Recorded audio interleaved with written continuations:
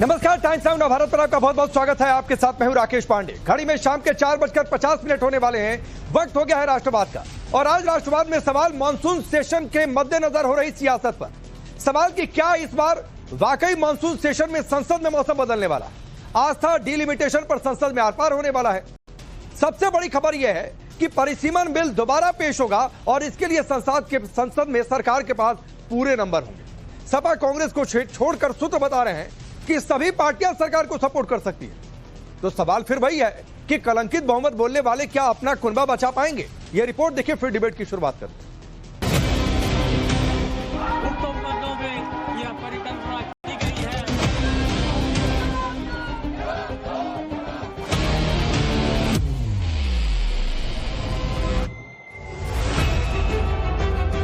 इस बार के मानसून सत्र में संसद का मौसम बिगड़ने वाला है। दान चोरी के बहाने विपक्ष सरकार को आस्था के मुद्दे पर घेरने वाला है, तो वहीं दूसरी ओर डिलिमिटेशन बिल पास करवाकर सरकार देश के राजनीतिक नक्शे को बदलने के लिए तैयार है। ये संविधान का अपमान है। ये चालाकी से 2/3 बहुमत पाने में ढूंढने में लगे हुए हैं। ये चालाकी से और पार्टियों को तोड़ के 2/3 बहुमत पाना, ये संविधान का अपमान है। ये एक कलंकित 2/3 बहुमत होगा। खबर तो है कि सरकार के पास डिलिमिटेशन बिल के लिए 2/3 बहुमत का इंतजाम हो चुका है। सूत्र बता रहे हैं कि सपा और कांग्रेस को छोड़कर इंडिया गठबंधन की बाकी सभी पार्टियां सरकार का समर्थन कर सकती हैं, जिसे लेकर बीजेपी कांग्रेस पर टूटते विपक्ष वाला तंज कस रहे। ईडी जिंदाबाद, सीबीआई जिंदाबाद। जितने लोग बहादुर हैं वो बचेंगे और जितने लोग टूट के जा रहे हैं वो भूतपूर्व हो जाएंगे। बस इतनी सी कहानी है, इसके अलावा कुछ भी नहीं है। अपनी नाकामियों से बचने का असफल प्रयास मत करिए। आज इंडी गठबंधन की स्थिति तो यह है कि एक दल को दूसरे दल पर भरोसा नहीं है, दलों के अंदर एक सांसद को दूसरे सांसद पर भरोसा नहीं है, और इसके बाद उनका नेता इस सबसे चुनौतीपूर्ण समय में राहुल गांधी जी, और जब इंडी गठबंधन संभवतः अपनी अंतिम सांसें ले रहा है, उस समय वो विदेश में जाकर अंतर्ध्यान हो जाते हैं। संसद से सड़क तक विपक्ष सरकार के सामने बिखरा नजर आ रहा। इसी बिखराव के बीच बहुत मुमकिन है कि मानसून सत्र की शुरुआत ही गृह मंत्री अमित शाह द्वारा वंदे मातरम वाले बिल को सदन के पटल पर रखने से हो, जिसके विरोध में विपक्ष सिर के बल खड़ा हुआ। वंदे मातरम में पहले 2 स्टांजा जो है, वो 2 स्टांजा ही उसको मान्यता है। इनके दिमाग, ये इनके आरएसएस के, यहाँ आरएसएस के जो ये है शाखाएं है, उसमें वंदे मातरम पूरा बोला जाता है, जिसमें देव देवता ये वो है, उसको मान्यता नहीं है, और वो लगाएंगे तो वो गलत बात है। राष्ट्रगीत का सम्मान कौन नहीं करता? सब सम्मान करते हैं। हमारे हर अधिवेशन में पढ़ा जाता है, तो सब सम्मान करते हैं, लेकिन इनको ध्यान इधर उधर भटकाना, इसके अलावा। इस बार संसद में आस्था का मुद्दा भी गूंजने वाला है। दान चोरी के बहाने कांग्रेस सरकार पर आस्था के अपमान को लेकर हमला बोलने वाली है, जिसे लेकर बीजेपी तंज कस रही है कि सपा कांग्रेस को आस्था के मुद्दे पर बोलने का ही हक नहीं। हमारे ओर से जो हम मुद्दे उठाएंगे, चंदा चोरी, आस्था धोखा, भगवान श्री राम मंदिर को लेकर जो खुलासे हुए हैं, रोज नई नई बातें निकल कर आ रही हैं। बीजेपी आरएसएस द्वारा जो किया गया, जो चंदा चोरी, आस्था धोखा का कांड रचा गया है अयोध्या में, वो मुद्दा जरूर हम उठाएंगे और भी विपक्ष की पार्टियां उठाएंगी। एक समय था जो लोग आज आस्था की वकालत करते हुए दिख रहे हैं, ये लोग 2017 के पहले जय श्री राम बोलने पर लाठी मारते थे, गोली चला लेते थे, गोली चलाते थे, कावड़ यात्रा को प्रतिबंधित करते थे। Bureau report, times now Navbharat. तो चलिए आपने रिपोर्ट देखी। मैं आपका परिचय आज के मेहमानों से करवाता हूं। चारू प्रज्ञा भारतीय जनता पार्टी के नेता और प्रवक्ता, शिवराज साहब पॉलिटिकल एनालिस्ट के तौर पर, मनोज यादव जी समाजवादी पार्टी के नेता और प्रवक्ता, अनुमा आचार्य जी कांग्रेस पार्टी के नेता और प्रवक्ता, पुष्पेंद्र श्रीवास्तव हैं आम आदमी पार्टी के नेता और प्रवक्ता। आप सभी का बहुत बहुत स्वागत है। शुरुआत अनुमा जी आपसे करता हूं। और खबर जो आज आई वो तो आप लोगों के लिए नहीं अच्छी खबर है कि सपा और कांग्रेस यानी आपको और सपा को छोड़कर बाकी सभी पार्टियां सरकार को सपोर्ट कर सकती हैं। कल आप लोग कलंकित बहुमत बोल रहे थे। आपको नमस्कार, आपको आवाज आ रही है मेरी? जी आ रही है जी। सभी पैनलिस्ट को और आपके दर्शकों को भी नमस्कार। देखिए ऐसा है कि ड्राफ्ट आपने देखा है क्या? मैंने नहीं देखा, अभी तक किसी ने भी ड्राफ्ट नहीं देखा है। अगर ड्राफ्ट आ गया है तो बताइए कि उसके सैलिएंट फीचर्स क्या हैं? क्या उसमें 50% की जो बात हुई है वो बताई गई है? क्या पहले वाला ही मसौदा है? तो अगर आपके पास वो ड्राफ्ट नहीं है, अगर है तो मुझे बताइए, और कहाँ लिखा है वो भी बता दीजिए। मैं भी देखना चाहूंगी, मुझे भी अच्छा लगेगा कि उसे हम रेफर करें। तो इसलिए अभी हवा में तीर चलाने की कोई आवश्यकता मुझे नहीं लगती है। और राकेश जी एक बात मैं कहना चाहती हूँ, देखिए ये मैं कांग्रेस की राष्ट्रीय प्रवक्ता हूँ, लेकिन विंग कमांडर अनुमा आचार्य कह के पहला इंट्रोडक्शन आप करवा दिया करिए, उसके बाद कोई नहीं कहता है कि आप ऐसा कहें। नहीं तो ठीक है, मैं आपकी इस बात का पहली बात मैं आपकी इस बात का सम्मान करता हूं कि आगे से हम आपको आपका पूरा नाम विंग कमांडर ही हम करके बोलेंगे, अगर आपकी इच्छा हो। ये होना भी इंट्रोडक्शन में बोलिए। ठीक है, बिल्कुल अच्छी बात है, बोलिए। तो मेरा बस वही है कि अगर मैं इसके लिए भी इतना सचेत हूं तो मैं ये जानती हूं कि लिखे हुए चीज को हमको सबसे ज्यादा उस पर जाना है। तो ड्राफ्ट कैसा है, आ चुका है, ड्राफ्ट कितने लोगों ने देख लिया है, क्या सभी विपक्षियों को ये सर्कुलेट कर चुका गया है? तो ये सारी चीजें सबसे पहले देखने की है। गणित तो अभी सुनने में तो ये सब हवाबाजी है ना, बाकी तो सब हवाबाजी है। सब कह रहे हैं केवल कांग्रेस और सपा को छोड़ के, हो सकता है ये भी बात गलत निकल जाए। तो पहले ड्राफ्ट की बात करें हम, अगर ड्राफ्ट है तो हम उसकी बात करते हैं। मुझे भी थोड़ा सा एजुकेट करिए, मुझे अच्छा लगेगा अगर आप। नहीं मैडम, लेकिन मैंने आपसे बिल पर तो सवाल ही नहीं पूछा। मैंने तो आपसे पूछा कि आपके साथ कितने लोग एकजुट हैं। बिल पर तो अभी मैं आया ही नहीं है। पूरा इंडिया गठबंधन एकजुट है, पूरा इंडिया गठबंधन एकजुट है। हाँ। लेकिन बाकी सारी चीजें ड्राफ्ट मिल जाए लोगों को, उसके बाद देखकर ही तय होगी। हाँ। जो कि शुरू में भी कहा गया था। हाँ। तो अगर वो मसौदा आ गया, देखिए सारा इंडिया गठबंधन एकजुट है। इसमें जिस तरह से ये सब हवाबाजी हो रही है ना कि वो आपके लिए ये न्यूज है, आप जो कह रहे थे ऐसा हो जाएगा वैसा हो जाएगा, हमारे बीजेपी के पास, एनडीए के पास नंबर्स नहीं है। नंबर्स की जो कहानी है वो सबको मालूम है कि वो कहां तक पहुंचती है। अगर हम इसमें से ये भी मान लें कि कुछ लोग अनुपस्थित हो जाते हैं, उसके बाद भी नंबर्स अभी पूरी तरह पूरे नहीं हो रहे हैं बीजेपी के। बाकी चीजें मसौदे के ऊपर आएगी सामने, जैसे जैसे सामने आएगी हम इस पे बहस में जरूर आएंगे। एक और छोटी बात अनुमा जी, इमरान मसूद कह रहे हैं जितने बहादुर वो बचेंगे, टूटने वाले भूतपूर्व हो जाएंगे। आपने अभी कहा कि बिल में क्या 50% वाली बातचीत है क्या? मतलब आपको ये लग रहा है कि 50% बिल में लिखकर आया तो यही होगा कि सरकार के पास 2/3 बहुमत होगा? आपको ये लग रहा है, आपको यकीन है? ऐसा कतई नहीं है। अभी ड्राफ्ट किसी ने नहीं देखा। सबसे मैं कह रहा हूं मान लीजिए अगर 50% की बातचीत है। सुनिए ना, ये सब नरेटिव बनाने की कहानियां हैं। इस समय नरेटिव ही बन रहे हैं। अच्छा। जबकि संख्या की दृष्टि से देखें तो मैं आपको बता सकती हूँ कि क्या कहानी है, लेकिन कहानी इस समय यह है कि ये बताकर इसका माहौल बनाया जा रहा है कि किस तरह से ये बिल जो है उसमें कांग्रेस अकेली है या समाजवादी पार्टी अकेली है। तो वो एक बात बहुत सामने साफ है, लेकिन अभी एनडीए के पास नंबर नहीं है। अगर आप दोनों सदनों में देखेंगे, खास तौर पे मैं लोकसभा की बात कर रही हूँ, यहाँ पर नंबर्स नहीं है। ठीक है। चलिए, आप मुस्कुरा रही थी चारू प्रज्ञा, रिप्लाई करिए। कांग्रेस तो अभी भी कह रही है कि नंबर नहीं है। आप लोग क्यों फिर दोबारा बिल लेकर आ रहे हैं जिस पर आप लोग हार चुके हैं? राकेश जी नमस्ते। देखिए, इस बिल को लाने की वजह कोई हार जीत नहीं है। इस बिल को लाने की वजह ये है कि ये देश हित में है। और मुझे हंसी इसीलिए आ रही थी क्योंकि अनुमा जी इतनी इंटेंटली और इतनी सिंसेरिटी के साथ ये कह रही थी, विपक्ष का स्टैंड उन्हें पता है, विपक्ष का स्टैंड, लेकिन कांग्रेस को पता कैसे होगा? मैं थोड़ा सा आपको बैकग्राउंड देती हूँ। आज की तारीख में चाहे वो सुप्रिया सुले जी की पार्टी हो, एनसीपी शरद पवार फैक्टर, या वो समाजवादी पार्टी हो, इन सारी पार्टियों के बयान इस प्रकार से आ चुके हैं कि अगर हमें टर्म्स एंड कंडीशन सूट करती हैं तो शायद हम ये 50% फॉर्मूले के साथ सरकार के आ जाएंगे। ये तो पहली बात है। मुझे हंसी इसलिए आ रही थी क्योंकि अनुमा जी को ये पता नहीं है। अच्छा, विपक्ष की आवाज तो बचे ही नहीं है ना भाई। कांग्रेस पार्टी आज ना जनता की आवाज बची है ना विपक्ष की आवाज बची है, क्योंकि अब इनके साथ रह कौन गया? मुझे राकेश जी पहले तो यही बता दो, ये किसकी तरफ से बोल रहे हैं? ना इनके साथ टीएमसी बची, इतनी पार्टियों में से जो 2-4 इनके साथी बचे थे, डीएमके के साथ इन्होंने खुद रिश्ता तोड़ दिया, सुप्रिया जी की पार्टी ने खुद बयान दे दिया और उस बयान में उन्होंने आम आदमी पार्टी और समाजवादी पार्टी को अपने साथ जोड़ लिया है, लेकिन कांग्रेस का नाम तक नहीं लिया। तो कांग्रेस का नाम आजकल कांग्रेस के अलावा कोई लेता नहीं है।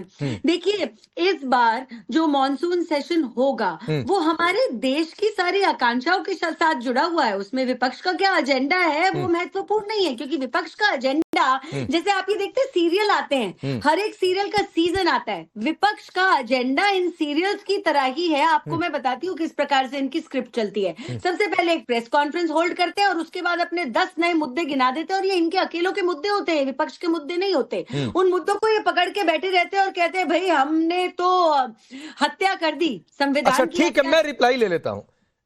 अनुमा जी, अगर आपको लग रहा है कि 2/3 बहुमत किसी आधार पर हो ही नहीं सकता है, तो फिर उसको कलंकित कहने की क्या जरूरत थी?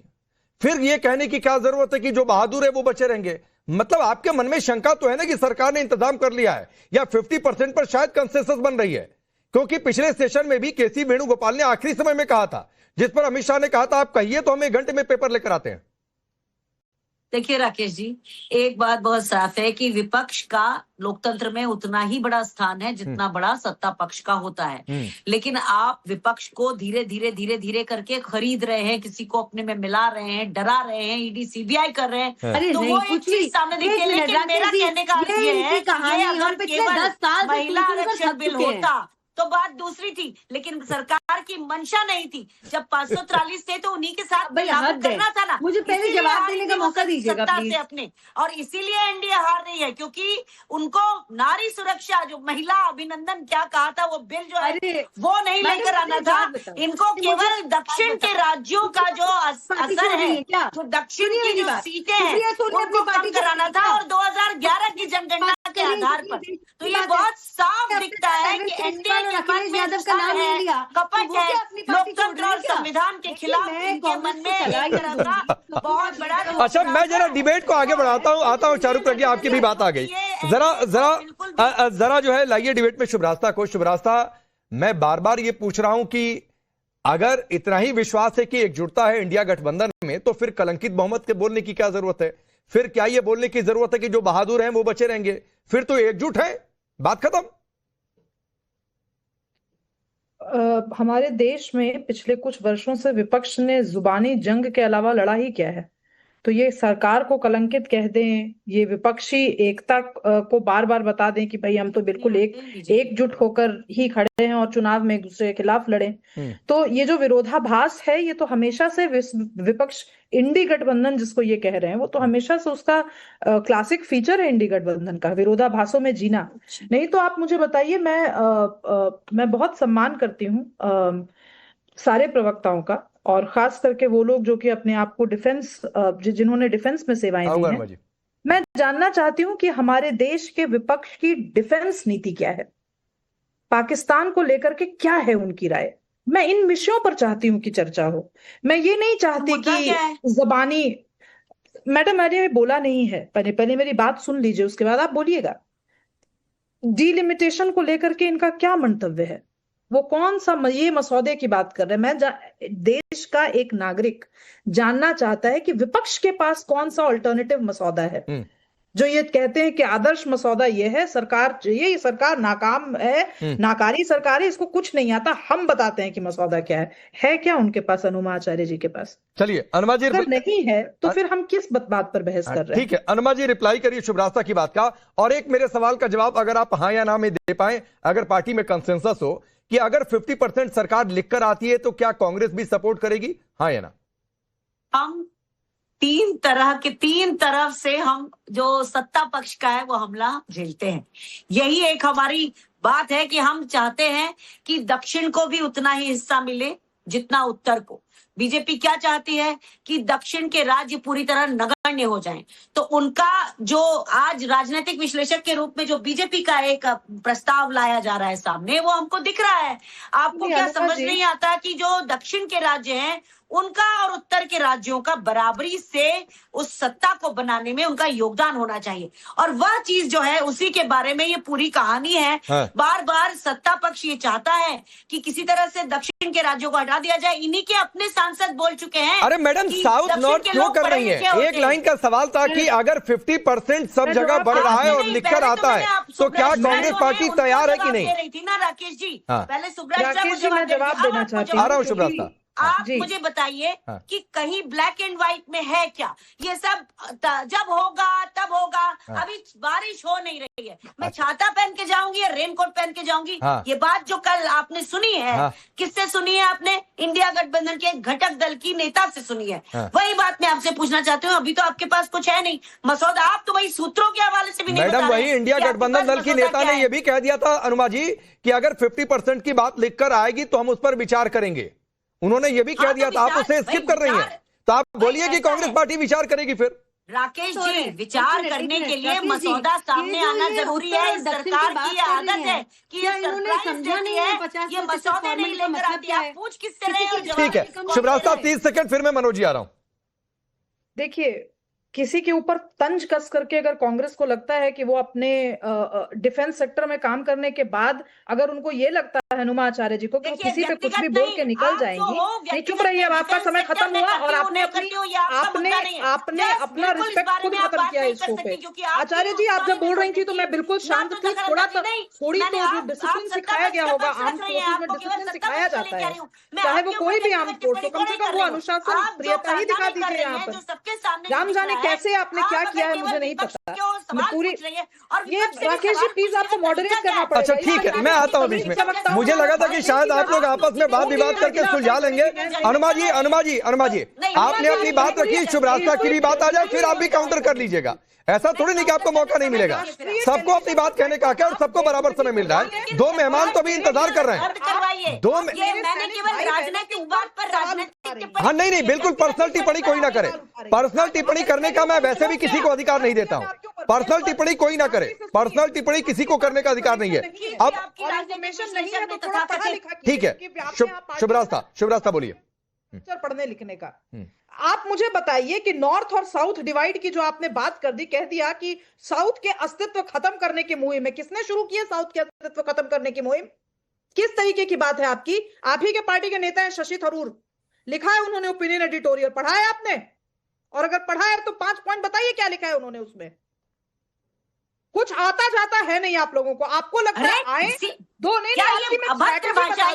आप लोगों को छोड़ा जाता है नेशनल टेलीविजन पर ताकि आप 2 महिलाओं को गाली दें और जाकर के पार्टी में 4 महिलाएं आपके लिए वाह मैडम वाह दीदी करें।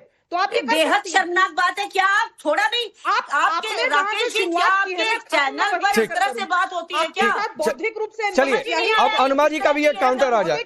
अनुमा जी 30 सेकंड आप भी बोल लीजिए, फिर मैं आगे बढ़ता हूँ। 30 सेकंड आप भी बोलिए। बात यहाँ 30 सेकंड की काउंटर की नहीं है, यहाँ सबके सामने बहुत साफ है कि चूंकि दक्षिण भारत की जनसंख्या उतनी है। कहाँ बोलने दे रहे हैं आप? 1 मिनट शुभरास्ता जी प्लीज मैं कहना चाहती हूँ कि दक्षिण भारत की जनसंख्या उत्तर भारत से कम है और ये पूरा अगर आधार जनसंख्या को बनाएंगे तो गलत होगा, इसीलिए ड्राफ्ट मांगा जा रहा है। अगर ड्राफ्ट लाजमी होगा, सही होगा तो विचार किया जाएगा और इकट्ठा होकर विचार किया जाएगा। इसमें क्या प्रॉब्लम है? लेकिन भद्दी भाषा का प्रयोग ना करें। हाँ नहीं ठीक है, चलिए अब मनोज यादव को लाइए। मनोज भाई बताइए आपके साथ कितने लोग? यहाँ तो लग रहा है मामला के विपक्ष में कौन बचेगा पता चला कि आप भी न चले जाएं उधर, जो सुप्रिया सुले कल संकेत दे रही थी। कल उस पर हमने चर्चा भी की। और इधर आस्था का मुद्दा, तो आपको लगता है कि सारा काउंटर कर लेंगे? उधर एसआईटी की रिपोर्ट भी आ रही है फाइनल वाली।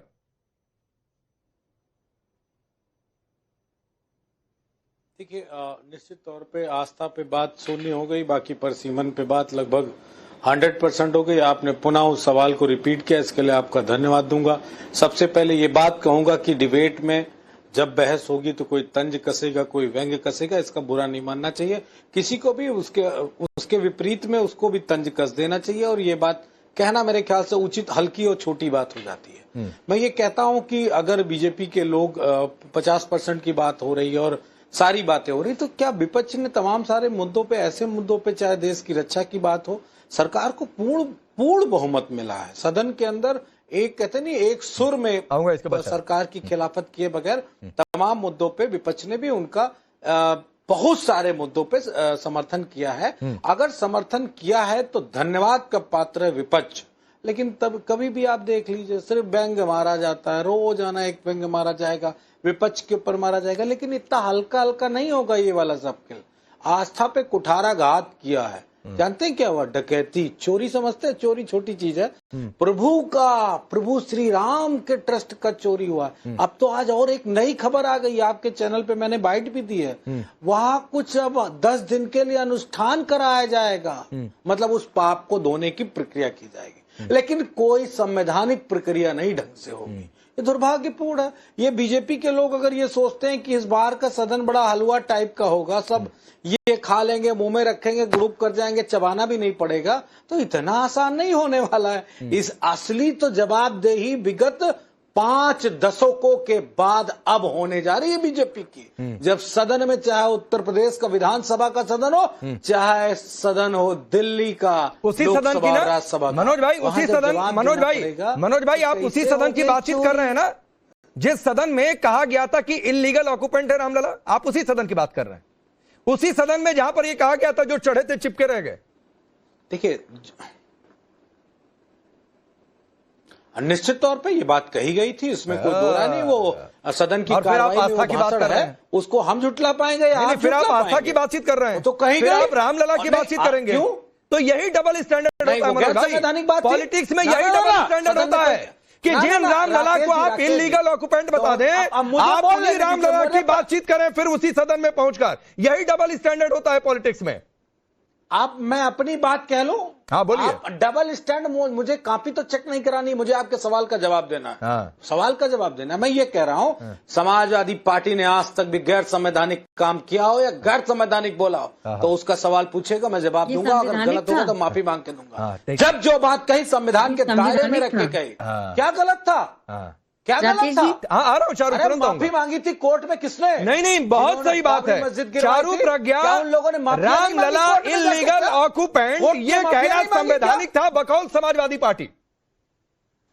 इनके हिसाब से ये संवैधानिक था। आज ये अपनी जगह नहीं, ठीक है, आपके हिसाब से संवैधानिक है कहना रामलला इलीगल ऑक्यूपेंट। मनोज भाई आपने बहुत सही बात कही, और ये भी बात जनता के नोटिस में जा रहा है, जनता के नोटिस में जा रहा है। सुप्रीम कोर्ट में कोर्ट ने कहा क्या कि illegal occupant Ramlalla, illegal occupant Ramlalla, आप आज बैठकर उसको संवैधानिक बता रहे हैं। फैसला किस आधार पे हुआ है? यही डबल स्टैंडर्ड है। आप खुद को एक्सपोज करते हैं मनोज यादव, आप लोग खुद को एक्सपोज करते हैं और फिर उसके बाद आप आस्था का ढोल पीटेंगे। सुप्रीम कोर्ट में फैसला किस आधार पे हुआ? सुप्रीम कोर्ट ने कह दिया। आप मनोज भाई, आपको चैलेंज कर रहा हूं, दिखा दीजिए सुप्रीम कोर्ट ने कहा हो कि रामलला इलीगल ऑक्यूपेंट, आपको चैलेंज करता हूं, शो में दिखा कर जाइएगा, वरना इस संवैधानिक कहने पर माफी मांग के जाइएगा। किस आधार पर आप या तो सुप्रीम कोर्ट के फैसले में दिखाइए कि रामलला इलीगल ऑक्यूपेंट कहा गया, और नहीं तो ये संवैधानिक वाले लाइन पर आपको भारी पड़ेगी आज की डिबेट, इस पर भारी पड़ेगी। चलिए चारू प्रज्ञा को सुनिए, फिर आ रहा है। अभी पुष्पेंद्र भाई भी वेट कर रहे हैं, बहुत शांति से गुस्सा हो जाएंगे। आ रहा हूं इसी पर, आपसे इसी पर बातचीत करूंगा, कोई दूसरा मुद्दा आज आपसे चर्चा नहीं करूंगा। गुस्सा नहीं हूं। बोलिए चारू प्रज्ञा। माननीय सुप्रीम कोर्ट ने बहुत बोल लिया, बस रुक जाओ। सुप्रीम कोर्ट ने किस, मैं इनके ऊपर नहीं बोलना चाहती राकेश जी, आप इनके आ रहा हूं मनोज भाई, थोड़ा और वोकैबुलरी जुटाइए, कुछ और फैक्ट जुटाइए, आ रहा हूं आपके पास। बोलिए चारू प्रज्ञा। देखिए, आज ये हिंदू धर्म के रक्षक बनने चलते हैं, मैं इनसे पूछना चाहूंगी कि यही सपोर्ट आप ज्ञानवापी को भी दे रहे हैं ना, यही सपोर्ट आप श्री कृष्ण जन्मभूमि को भी दे रहे हैं ना, या आपका हिंदुओं के लिए सपोर्ट इतना ज्यादा पॉलिटिकल है कि जब आपको अपना फायदा दिखता है तो आप इस प्रकार से चिल्लाने लग जाते हैं। आपने रामलला को इलीगल ऑक्यूपेंट तो कहा ही था, उसके साथ साथ आपके नेताजी ने कार सेवक के ऊपर गोलियां चलवाई थी, इस बात को भी आप मत भूल जाइए। और एक बात और है, एक सेकेंड बीच में मत बोलते चले जाइए। जाओगे सारा मनोज जी, मैं आपसे, बस और कुछ नहीं। राकेश जी, एक तो मनोज भाई जिसकी बारी है वही ज्यादा बोले, काउंटर कोई भी कर ले, इंटरप्ट कोई भी करे, लेकिन 1-2 लाइन बोलकर शांत हो जाए, 1-2 लाइन बोलकर शांत हो जाए, प्लीज। बोलिए चारू प्रज्ञा। मैं जी शांत थोड़ी हो अपने आप भाषा पर संयम रखिए मनोज जी, क्योंकि अगर मैं पर्सनल होने लग जाऊंगी ना तो आप क्या, आपकी पार्टी का हर एक नेता मुंह छुपाता हुआ घूमने वाला है यहाँ पर, ठीक है ना। तो आपके तो जिस तरीके के कारनामे थे वो आप देश तो छोड़िए, भगवान जी के सामने हैं, आप उस बात को परे करिए। और अगर आपको आज रामलला की इतनी ज्यादा चिंता हो रही है, मैं बोल रही हूँ ना, वो सेम चिंता, आप सेम लेवल की चिंता ज्ञानवापी के लिए भी दिखा दीजिए, बोलिए, सहयोग दीजिए, कृष्ण जी का नाम लीजिए, महादेव का नाम लीजिए, और उतना ही सपोर्ट आप कृष्ण जन्मभूमि के लिए, मथुरा के लिए दिखाइए, उतना ही सपोर्ट अभी आप ज्ञानवापी के लिए दिखाइए, वरना अपना मुंह बंद रखिए। अब मैं आपको चैलेंज करती हूँ, आप पहले अपना जवाब दें, फिर मैं आगे बोलूंगी। बोलिए मनोज भाई।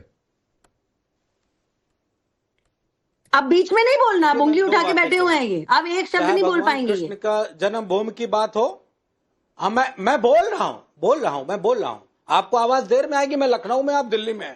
मैं निश्चित तौर पे ये बात दावे से कह रहा हूं कि मैंने कहा सुप्रीम कोर्ट ने फैसला क्या भावनाओं के आधार पे नहीं दिया? अगर दिया तो फिर आप लोगों से कोई बोला कि नहीं। आप दूसरी बात ना केवल मुद्दे पर रहिए, आप ये बोलिए, क्योंकि आप अपने आप को हिंदू रक्षक पूरी आज डिबेट बता देख रहे सकते हैं। हैं। आप आइए कृष्ण जन्मभूमि पे और ज्ञानवापी पे, एक मिनट, जन्मभूमि के लिए भी देंगे। अरे रुक जाइए भाई, गोल गोल घूमते हैं, ज्ञानवापी, जिस प्रकार की बातें करते हैं। ज्ञानवापी, आपको एक बात, अरे रुक जाइए भाई, ढांचा कहा जाता था, मस्जिद नहीं कहा जाता था, नमाज नहीं पढ़ी जाती थी वहां पर। राकेश जी मैं जवाब ठीक है, चारू प्रज्ञा मैं आपके लिए भी कहूंगा, वही बोले जिसकी बारी हो ज्यादा।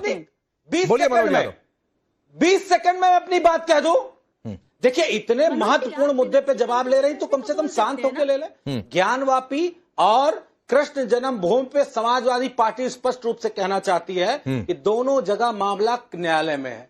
अब बीजेपी की कितनी हैसियत है कि न्यायालय वाले मामले पे अपनी भी, तो जब न्यायालय ने न्यायालय पे है तो रामलला के फेवर में क्या हम ऑर्डर दिया ना, तो न्यायालय की, आप उसके बाद आज भी यही बोलते रहते हैं इलीगल ऑक्यूपेंट। बताइए मुझे मनोज जी, बताइए ना। मैं आता हूं इस पर, मैं शुभ्रास्ता को भी इस डिबेट में ले आऊंगा, लेकिन पहले पुष्पेंद्र जी के बात सुनिए। मनोज भाई सुनिए, सुप्रीम कोर्ट ने साफ तौर पर कहा था कि जब टाइटल ओनरशिप की बातचीत होती है ना, तो सबूत के आधार पर फैसला होता है। आप एएसआई की सबूत पर आंख बंद कर लेंगे, आप हिस्टोरिकल फैक्ट पर आंख बंद कर लेंगे। वो इसलिए आप बंद कर रहे हैं क्योंकि आप आज भी बता रहे हैं कि रामलला को इलीगल ऑक्यूपेंट कहना संवैधानिक था। ठीक है, अब पुष्पेंद्र भाई अनवर जी आऊंगा, एक बार पुष्पेंद्र जी की भी बात आ जाए। अब पुष्पेंद्र जी मुझे एक बात बताइए, क्या आपके लिए भी रामलला इलीगल ऑक्यूपेंट कहना आज की डेट में संवैधानिक है, जो मनोज यादव कह रहे हैं? पहली बातचीत। दूसरी बातचीत, आप लोग तो गठबंधन में है नहीं, अलग हो चुके हैं, तो इस वाले मुद्दे पर 50% पर आप किसके साथ हैं? देखिए सबसे बड़ी बात यह है कि हम राष्ट्रीय पार्टी हैं, राकेश जी आप जानते हैं, हमारी अपनी पॉलिसीज हैं, देश हित में जो उचित होगा वो निर्णय हमारी पार्टी, हमारा नेतृत्व करेगा। ये जो परिसीमन का बिल है, हम तो इसको शुरू से ही इलीगल बता रहे हैं। उसका कारण ये है कि 2011 के सेंसस के आधार पे आप क्यों कर रहे हैं? जब नया सेंसस हो रहा है उसको कंप्लीट हो जाने दीजिए, उसके बाद लेकर के आइए। दरअसल राकेश जी क्या है, इस समय जो देश के हालात हैं, चाहे वो प्रभु श्री राम के मंदिर में चढ़ावा चोरी को लेकर के हो, चाहे छात्रों का जो नीट पेपर लीक के खिलाफ जो जंतर मंतर पे इतना बड़ा आंदोलन चल रहा हो, वहां पे सोनम वांगचुक जी का भूख हड़ताल चल रही है, उस सब से ध्यान बटाने के लिए सरकार ये एक नया शिगुफा सिर्फ लेकर के आई। उसको भी पता है, सरकार में बैठे हुए लोगों ने इसका विरोध किया था कि ये 2011 की जो जनगणना हुई है उसके आधार पे नहीं, बल्कि ये अब जो हमारी जनगणना चल रही है 2027 में, मुझे लगता है मार्च तक शायद कंप्लीट हो जाएगी जो डेडलाइन है, उसके बाद आप लेकर के आइए, करिए, इसको कौन रोक रहा है? हम भी शायद समर्थन करेंगे उस समय का, सारी चीजें ठीक होंगी तो। लेकिन यहाँ पे क्या है कि जो चंदा चोर पार्टी है, चढ़ावा चोर पार्टी है, ये बहुत जल्दबाजी में है। ये ध्यान भटकाना चाहती है कि जो प्रभु श्री राम के मंदिर से जिन लोगों ने चोरी की है उनको कैसे, किस तरह से बचाव किया जाए उनका, उस चीज से जनता का ध्यान भटकाया जाए। हिंदुत्व का नारा देने वाली भारतीय जनता पार्टी, आप हिंदुत्व की बात नहीं कर रहे हैं पुष्पेंद्र भाई, आप हिंदुत्व की बात नहीं कर रहे हैं आज की डेट में। बचाना चाहती है। अभी कोई उठाकर नानी वाला बयान चला देगा और कोट कर देगा उसको, तो हिंदुत्व की बातचीत आप कर रहे हैं कि नहीं कर रहे हैं? चोर पार्टी है, चढ़ावा चोरों का बचाव कर रही है इसीलिए उसका ध्यान भटकाने के लिए परिसीमन वाली बात कर रहे हैं। अच्छा। आप बताइए, सोनम वांगचुक जी की हालत बिगड़ती जा रही है। आज 20 दिन हो गए उनको, वो जंतर मंतर पे बैठे हैं कि धर्मेंद्र प्रधान के इस्तीफे की तो बात छोड़िए, सरकार का एक प्रतिनिधि जंतर मंतर जाकर के उनका आप उसी पर आएंगे, क्योंकि शिवराज साहब मुद्दा बदलते रहना है। पूछा सवाल कि भाई इनलीगल ऑक्यूपेंट आज की डेट में भी कहना संवैधानिक है क्या, उस पर जुबान बंद। तो हिंदुत्व की बातचीत कर रहे हैं, फिर सोनम वांगचुक पर पहुंच गए। 50% मधेपुरा सरकार के साथ है कि विरोध में है, उस पर जुबान बंद कर गए। आ रहा हूं शिवराज साहब को सुनिए। राकेश जी, मैंने पहले ही कहा, आप पूछ लीजिए एक बार आम आदमी पार्टी के प्रवक्ता से पूछ लीजिए, क्या आज आप ये कैसे बात हो सकती है बताइए। पुष्पेंद्र भाई रुक जाइए, अपनी बारी में आपको एक बार भी किसी ने काउंटर नहीं किया, आप रुक जाइए, सुनिए शिवराज साहब को। मैं सिर्फ आम आदमी पार्टी के प्रवक्ता से एक बात पूछना चाहती हूँ, उनको सोनम वांगचुक पर बात करनी है, मैं आराम से बात कर सकती हूँ, लेकिन फिर सोनम वांगचुक के अलावा कोई और इशू नहीं रेज करेंगे। पूछिए उनसे, करनी है तो मैं अपनी बात स्पष्ट रखूं यहाँ पर। नहीं, सोनम वांगचुक आज की डिबेट का वैसे भी मुद्दा नहीं है। अरे भाई, उनकी हालत बिगड़ती जा रही है। तो मैं क्या करूं, उनकी हालत बिगड़ रही है तो मैं क्या करूं, उनकी हालत बिगड़ रही है तो जिन स्टूडेंट ये कहे करके तो जेनजी, सुनिए पहले आप, ये प्रोटेस्ट किसके प्रोटेस्ट में बैठे हैं? जेनजी प्रोटेस्ट में 60 वर्षीय युवा आकर के बैठा हुआ है और वो आप कह रहे हैं कि वो स्टूडेंट्स का मुद्दा उठा रहे हैं। स्टूडेंट्स के कौन से मुद्दे उठाए हैं? सोनम वांगचुक ने अपने करियर में अभी से लेकर के क्या, पुष्पेंद्र जी आपको कोई आइडिया नहीं है कि चल क्या रहा है देश में? आपको कुछ आइडिया नहीं है। ये जो स्टूडेंट्स हैं जिन्होंने ये मूवमेंट कराया है, आपको है सोनम वांगचुक देश की धरोहर है, का एक डॉक्यूमेंट आप मुझे पब्लिक डॉक्यूमेंट दिखाइए जहां पे उन्होंने बोला हो कि जो प्रिंटिंग वेंडर्स हैं उनका कॉन्ट्रैक्ट कैंसिल किया जाए। आप बोलिए ना, किससे चलिए मैं आता हूं बीच में। का इस्तीफा ले भी लेते हैं तो क्या व्यवस्था बदल जाएगी? आप रुक जाइए, हो गया। अनुमा जी आप कुछ कह रहे थे, आपको मुद्दा घुमाना है पुष्पेंद्र भाई, तो आप घुमाते रहिए। आप हिंदुत्व वाले मुद्दे से स्किप कर गए, आप रामलला वाले मुद्दे से स्किप कर गए, तो यही वाली पॉलिटिक्स आप लोग करते रहिए। अनुमा जी। राकेश जी देखिए, इसी संसद में राजनाथ सिंह ने एक बहुत बड़ा झूठ बोला था और वो देशद्रोह की कैटेगरी का झूठ है कि हमारा ना कोई विमान गिरा, ना हमारे सैनिक हताहत हुए, लेकिन 6 सैनिकों की शहादत जो हुई और जिनका नाम बाद में वॉर मेमोरियल में आया, उस पर भी सवाल होंगे इसी संसद में। आप कह रहे थे ना इसी संसद में, और क्या होगा, तो इसी संसद में होगा। और इसी संसद में हम देखेंगे कि जिनके पास आज भी सबसे हड़प लेने के बाद, चुरा लेने के बाद, अपने आप तरफ खींच के जैसे भी लालच में जैसे भी लेने के बाद भी 318 से 319 ही सांसद हैं इनकी तरफ। इसलिए ये जो कपट से बिल लाना चाहते हैं, जो कि महिला आरक्षण बिल तो बिल्कुल नहीं है, ये परिसीमन बिल केवल उत्तर की वर्चस्व बनाने का और दक्षिण के राज्यों को समय नहीं देने का, अनुमा जी नहीं देने का, थोड़ा सा गणित दुरुस्त करने का है।